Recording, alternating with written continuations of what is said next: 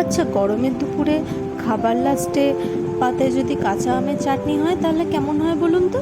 তাহলে চলুন আজকে বানানো যাক কাঁচা আমের চাটনি। আমি দুটো কাঁচা আম ভালো করে ধুয়ে কেটে নিয়েছি।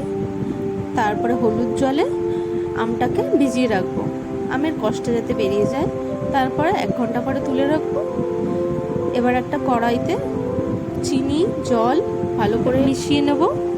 এবার মৌরি লবণ দিয়ে ফুটিয়ে নেব। এবার একটা প্যানে গোটা ধনে, গোটা জিরে, একটা শুকনো লঙ্কা ভালো করে শুকনো খোলায় ভেজে নেব।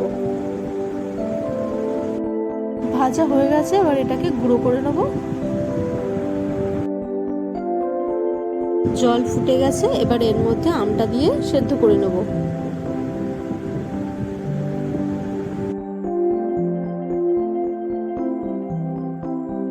আমটা সেদ্ধ হয়ে গেছে, এবার এর মধ্যে কাজু কিশমিশ দিয়ে একটু ফুটিয়ে নেব 2 মিনিট মতো।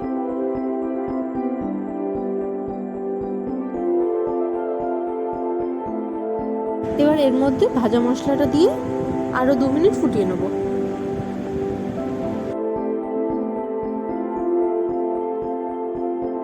ভালো করে ফুটে গেছে দেখুন, এবার গ্যাসটাকে অফ করে দেবো। তৈরি আমাদের কাঁচা আমের চাটনি। চাইলে এটাকে ফ্রিজেও রেখে দিতে পারেন 3-4 দিনের জন্য।